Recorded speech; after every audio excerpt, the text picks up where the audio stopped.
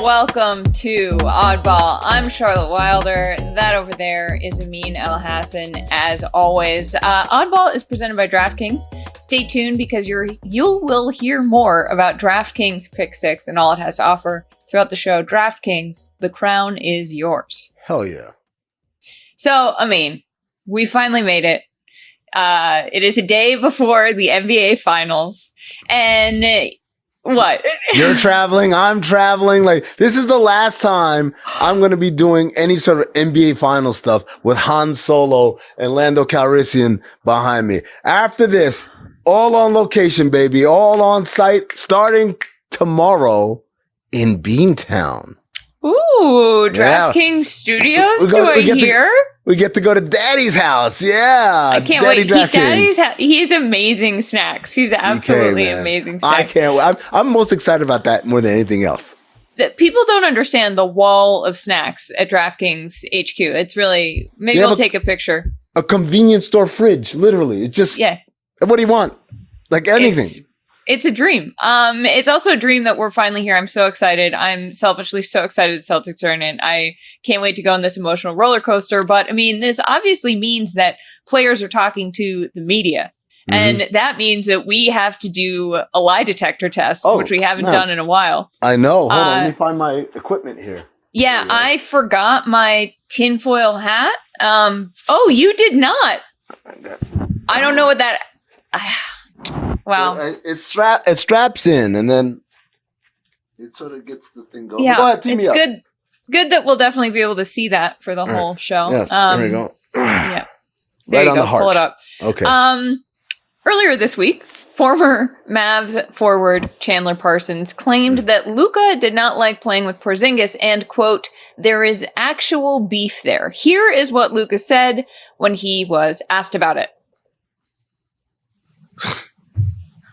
You see, that's why I haven't watched a lot of that, because people don't know. I talked to Chandler Parsons maybe twice in my life, so I don't know how he would know that. But me and KB have a good relationship. I don't know what people to say otherwise. Any lies detected with your contraption? I'm checking the readings right now. Yeah, we got a little bit of a lie here. A little bit of a lie. Not from Luka. Well, maybe a little bit from... It's not a... Okay, hold on. I'm holding upside down. My fault. There it is. Oh, okay. There we go. All right, So it's not a lie from Luka, but it might be a misunderstanding. Yes, Chandler Parsons has not spoken to him ever in his life, or maybe just 2 times or whatever. But Chandler Parsons, Charlotte, very connected in the Dallas Mavericks organization. So he doesn't need to talk to Luka. He could have heard it from someone else. However, and this is the part where the reading was right side up.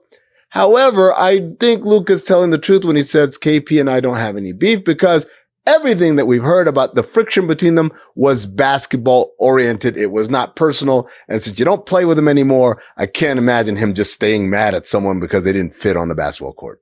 Right. I totally agree. I also have found my own lie detector. So nice. I'm ready if you want to. Mine's a lot more sophisticated. Let me just say that right now. I have readings and I got something that straps over. Like it's high level. By the way, mine's an under the nose one. There you go. When I say we know that they had friction from the way they play basketball together, you don't take my word for it. Check out Porzingis on the Old Man and the Three podcast with JJ Redick. He talked about, hey, we just needed to mature. All right. Yeah. Let me tee you up in your very unsophisticated lie detector. Where's the production value nowadays, huh? A reporter asked Luka if he's bothered by people saying he's unathletic. This is what he had to say. No. I'm athletic in different ways they don't see, so not everything is jumping and running fast. I mean, mine takes a little longer than yours. What does yours say? It says he's telling the truth. There are so many different types of athleticism that goes into being a basketball player. There's so many guys that go to the combine and they do all these shuttle drills and stuff like that, and they have great times, and they play basketball. They play it in a very unathletic fashion. That's one. Mm-hmm. 2, Luka Doncic is elite at decelerating. Everyone's impressed by people who can go fast, right? But as Benny the Jet Rodriguez in Mighty Ducks 2 taught us, going fast is not so useful if you can't stop. And Luka Doncic, along with James Harden, are two of the best in the entire NBA at stopping very quickly. That's what they do. They build momentum and then they stop. They let you go by, and that's how they create space. Well, my reading came in, and I agree with you. Luka is not lying when he says that it doesn't bother him. I have a bone to pick with this entire conversation. I mean, yes. So, okay, I'm sorry. You're talking to a professional NBA player, and you're saying people don't think you're athletic. Like, what are we talking about? Of course they're athletic. Like, what they really mean is, like, you don't look like what I think an NBA player should look like. It has nothing to do with ability. It has nothing to do. Luka's numbers are better than literally everybody's in the playoffs. Like, his stats are, he's it right now. So how can you ask that guy? Also, they're not asking the question. They're saying somebody else thinks you're not athletic. What do you think about that? And it's like, we just need to get rid of this entire conversation. I really hate it. And now I'll step off my soapbox. You know who else is saying here? Jalen Brunson, Steph Curry. There's no shortage of guys that are like, they hear, we're not at Steve Nash. I know had to hear that as well. You're not athletic just because I don't have a 48-inch vertical. Yeah, all right, what's next? Come on. All right, we got Jason Kidd next. He was asked, and Mavs head coach was asked about the difference between coaching and playing. Here's what he said. Coached your way to the NBA Finals. You played your way to the NBA Finals. Was it as much fun coaching it as was to play your way to there? Oh, a lot harder. A lot harder to coach. As much fun? Oh, it's fun, but it's harder. As a player, it's easy. You have a little bit more control. It's as a player, it's a lot easier. So, first of all, any lies detected? Second of all, why is Jason Kidd dressed like Steve Buscemi from 30 Rock when he says, "How do you do, fellow kids?" All right. We're detecting it's a little mixed bag here. We've got one lie and one truth. Which one do you want first? The lie. The lie is when he said it's fun. It's fun when you win. Everything else is misery. That's okay, what's the truth? Pat Riley said there's winning and there's misery. You're full of shit basically when you say it's fun. It's fun when you win, but everything else is misery. The truth is, yes, it's harder to be a coach than it is to be a player. Not that the job is hard. Obviously, there are a lot more coaches out there than players, but in terms of the process, what Jason Kidd is talking about is when you're a player, you have control. I dictate. The ball is in my hands. I tell people where to go. I decide when I'm going to shoot. I decide when I tell someone else to shoot and they listen to me. When you're a coach, you're kind of like a parent. You give them advice, but then they run out there in the world and they do whatever the hell they want to do, right? Like I could tell my kids, hey man, pay attention in class. Don't talk in class. Get good grades. But I'm not going to school with them. They guys like, all right, dad. And then they go into school and they do whatever the hell they want, right? And that's kind of what a coach is. You're telling them, hey guys, look out for this on that side of the thing. Oh, make sure to get so-and-so involved. And they say, yeah, coach. And then they go out there and do whatever the hell they want. But the people with the ball in their hands ultimately have the control. And that's why it's harder to be a coach, not because the job is harder, but because for a guy like Jason Kidd, who's been on both sides, he's been a player, a great player, an elite player, one of the greatest of all times. And now he's a coach. In his mind, it's like, yeah, it was so much easier when I had direct control of how things went. I think also, Amin, that there's the expectation and responsibility that is on your shoulders as the coach. Like you are in charge of this thing and you are in charge of creating an environment where you have the best chance of success in terms of what you can control and how your players are going to respond. Some people are better at that than others, obviously. But at the end of the day, like it's on your neck is on the line. If Luka's not going to get fired. Yeah. You know who's going to get fired? Jason Kidd is going to get fired. Like, you know, the Lakers didn't make it very far in the playoffs. LeBron didn't get fired. Yeah. Darvin Ham got fired. Like this is what it's about. And it also depends on, you know, what comes naturally to you. I think some people like it when the spotlight's on and they go and they're a player and it's easy and other people are just natural coaches. But you know, he's been doing it his whole life. Think about it. Jason Kidd's been playing basketball since he was 5. He's been coaching since he was 41 or whatever. Like this, it's different. These things are not equal. It's different. All right, we got to move on. Porzingis is expected to play in Game 1. He hasn't played since April 29th, a date that is seared into my brain as a Celtics fan. Game 4 of Round 1 versus the Heat. A reporter asked him how he's feeling, and this is what he said. Is it a pain threshold thing? Are you running pain-free at this point?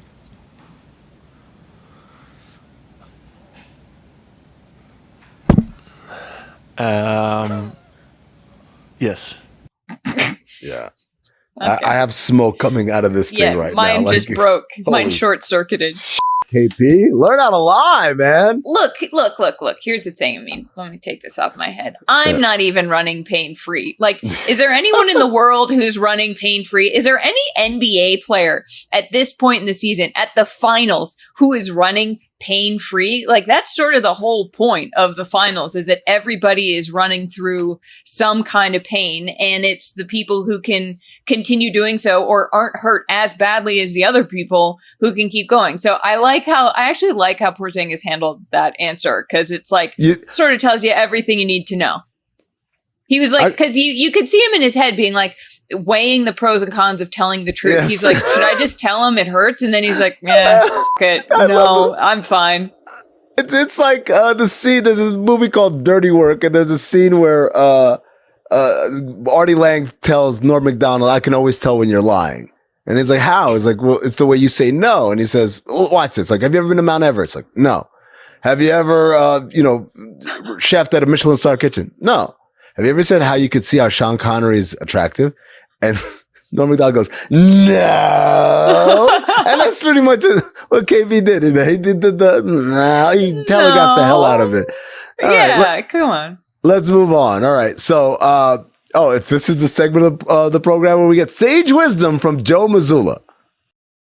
What seems to be good might not always be good, and what seems to be bad might not always be bad. Wait. Hold on. That's not an original. Kierkegaard? That's not an original. No. I feel like this is from a movie. I'm trying to remember what movie. No, I think it's a philosopher. I think, is this Plato? Was it an Adam Sandler movie? When you win, you really lose. And sometimes when you lose, you really win. And sometimes when you win or lose, you actually tie. And sometimes when you tie, you actually win or lose. I hate it when you talk like that. It makes me crazy when you talk like that. What a missed opportunity for the reporter who asked that question to say that back to Joe Mazzulla. Same note too, bro. Also, let me throw this out there. Ladies and gentlemen, the Celtics head coach, Rosie Perez. We should be so lucky, honestly. Oh my gosh. Please. She's great at boxing, by the way. I don't know. Yes, she is. She's like a boxing fanatic, right? Yes, she is. She used to be on the Dan Lebatard show. She used to be the boxing correspondent. We'd bring her on and she would do all the analysis. And it was like real analysis. It wasn't surface level stuff. She knows her stuff. Yeah. Okay. Do we have any more lie detectors to do today? Oh, what is that music? It sounds like a bootleg version of Siskel and Ebert. You love bootleg versions. I do. I find them so it's your favorite thing. Yes. Well, you know what this means. Yeah. We're reviewing Clipped, baby. TV review time. Yeah. Clipped. The program that FX came up with that is supposed to chronicle the fall of Donald Sterling, the former owner of the Los Angeles Clippers. The first 2 episodes came out on Hulu and Charlotte. I'm so delighted. This is the comedy of the year, however unintentional it may be. Yes. Unbelievable. I don't know. Okay. First of all, anytime you're casting a show or movie that has NBA players in it, you were better off just like having them off camera all the time and having like lines shouted, because the Blake Griffins, the JJ Redicks. Oh my God. The JJ Redick, like none of them had the essence of the person. Blake Griffin is funny. That guy wasn't funny. JJ is like, very sure of himself. That guy, that guy seemed like cocky. Yeah, that guy seemed like sort of soft. I don't know, like a regular white guy. Let me ask you a question, Charlotte. Who was the worst casting call in this entire 2 episodes that you've seen so far? This is not a fair question because we both know it's Steph Curry. Oh my God, I laughed uncontrollably. I could not keep my together when I saw. I was like, who the is that wearing number 30? I'm like, oh my God, that's Steph Curry. That's who they picked to be Steph Curry. This really chunky incredible guy who shot He had a weird jump shot, man. I know I shouldn't talk, but damn, man. Yeah, well, right. Anybody. I think there's something strange too about I enjoyed it. Like I had fun watching it. I think that there's something a little strange about a show that's that recent, about something that a lot of these guys are still in the NBA. Playing, and Doc is still coaching. And so I don't know. It makes it harder to suspend disbelief, I guess. Let me just say right now, a couple of things. One, my man Larry Fishburne, a little disappointed you didn't go, you didn't do the Doc voice. You got to do the Doc voice. You can't just talk in a regular Larry Fishburne voice. Number one. Yeah. Number two, Ed O'Neill as Donald Sterling. Bravo, 10 out of 10. Charlotte, I know people are going to watch it and say, he's overdoing it. He's over the top. That's exactly how that guy was and how he talked. The voice is, come on, coach. That's exactly how Donald Sterling spoke. So that was on the money. Also, my guy Sarunas, who plays Matt Barnes, well done. I thought you were the closest among the active players of who you were cast to do. Also, the DeAndre Jordan guy doesn't look like DJ at all, but that's the kind of DJ energy. But man, Chris Paul. I also thought that Shelley and V, they're doing a good job. Those were impeccable. And the Charlotte now, this is real time. You said this is something recent. Real time. I'm covering the NBA when this is happening. I'm watching this stuff. And so I'm watching, I know the stuff like, okay, that's TV stuff. And like, no, that pretty much happened. I don't know what you were doing in 2014, but were there any lines where you thought to yourself, oh, is this real or did they just ham it up for TV? I mean, I think that all of the Donald Sterling stuff, because he was recorded, all of it seems so unbelievable. And then you're like, oh, no, this dude actually said that. And as you've said, literally verbatim, he was recorded. And as you've said many times, like everybody in the league knew who he was for decades before he got called out for it. So it seems unbelievable, but I think the truth was stranger than fiction in this case. I think there's two things that I was annoyed by. One was V. Stiviano being served papers at a Clipper game. Like, look, how's that guy's paying $100 to get into, and also suite tickets. So to get the suite level, like, come on, guys. I get it. We're doing TV, but you could make it when she's leaving at the valet or something. Don't make it in the arena. And the other thing, and this is really weird, that when they're playing the Warriors, the fat guy who plays Steph Curry falls down. And Doc points at him stop playing at the refs, and then stands up, and someone from NBA TV just rushes up and starts interviewing that's not how any of that works. And it's a small detail, but there's certain things. Oh, and one last thing.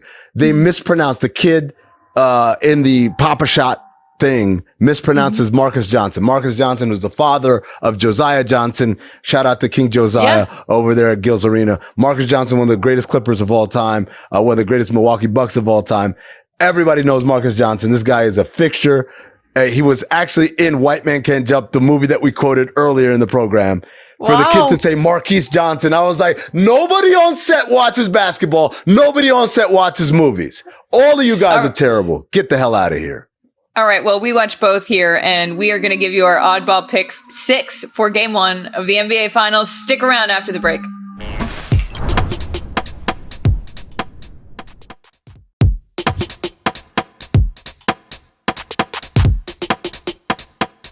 Welcome back to Oddball. I mean, I'm so psyched because today we have a new game for you all. We've teamed up with DraftKings, as always, to present you our Oddball Pick 6 before the finals start.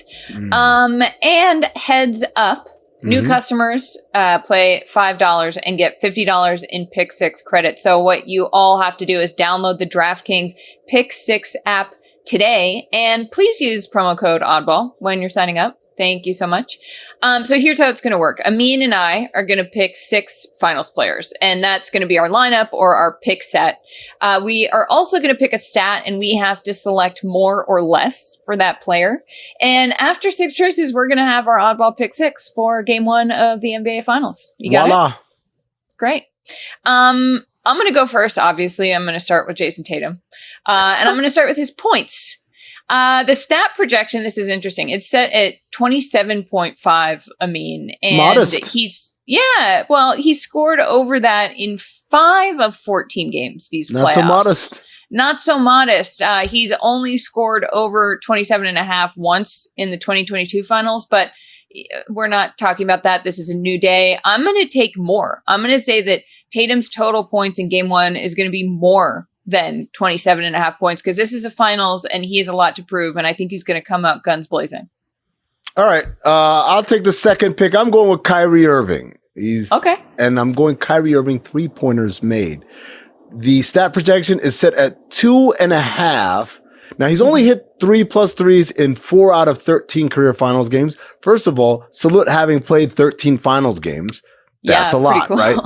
But then the other part of this is, Charlotte, the game has changed since when Kyrie went to the finals. Kyrie went to the finals in 15, 16, and 17. Yeah. That's 7 years ago. We shoot so many more threes now. It's so much more relied upon part of it. I'm going more than 2.5 3-pointers made for Kyrie Irving. Okay. I agree with that. My pick 3, I'm going to go with Jaylen Brown, because that's what follows Jason Tatum, obviously, in any Celtics fan's brain. And I'm going to do points again because his stat projection is set at 23.5, and he's gone over this in 7 of the last 9 games. I think he's playing his best basketball ever. And I think that he said he didn't really care about not making All-NBA. I think he cared a lot. And I think that he's still caring and he's out to not only win a finals, but play his butt off in the process. So my pick is that Brown's total points are going to be more than 23.5. Interesting. I've got the 4th pick. I'm going to go with Kristaps Porzingis. The stat projection for him is 6.5 rebounds. Okay. Now, Charlotte, he's only went over 6.5 rebounds in 2 out of the 5 games he played in the first round versus a smaller Miami team. He's expected to play game 1, but he's clearly not 100%, as we heard from the interview with Lie Detector earlier, where he's like, "Hey, you running pain free?" He's like, "Yeah." So yes, I'm gonna go with less than 6.5 rebounds. This guy's coming back from injury. I don't even know how many minutes he's gonna play. No, less. Confidently so. I'm with you. The way that he said yes is the way that I say when you ask me if I've sent in the ear mold for my IFB, is the way I say, have you? Yes. Yeah. There you go. Totally have. So pick 5 for me. Let's go with Derek White threes because I just want him to hit so many. And his stat projection is 2.5. And he's at 2.5 in 6 out of the 8 home games in these playoffs. I feel like I'm just being way too optimistic, and all of my picks are because I'm really wanting them to be true. But isn't it? They say like if you manifest what you want to have happen, isn't that the word? The Secret. Yeah. The Secret. What? You never read the book The Secret? No. Oh my gosh, we got a lot to catch up with after the show's over. We'll do it in Boston. Okay, all right. So my secret is that I'm going to take Derek White's total threes, and it's going to be more than 2.5. Do you think that's crazy? I don't think that's crazy. 2.5. I mean, like that's their offense. All they do is shoot threes. I don't think it's crazy. Yeah, but sometimes they just completely go cold. Well, those are the games they lose. Charlotte. Yeah. I'll wrap this up and I'll point out something. But I love DraftKings. I love visiting DraftKings offices, but this whole exercise has had Boston bias smeared all over it. 6 picks, 4 of them are Celtic players. How does that work? Yeah, baby. I'm going to wrap this up with Luka Doncic. Okay. The stat projection is 31.5 points. My pick, Luka's total points, more than 31.5. He's going to bust ass. This is his first NBA finals. You know he's ready and revved up. And you know all those stupid Celtics fans are going to be cursing at him. That's all the motivation he needs. That's right. They're stupid, Charlotte. All right. I'm right here. I'm literally right here. All right.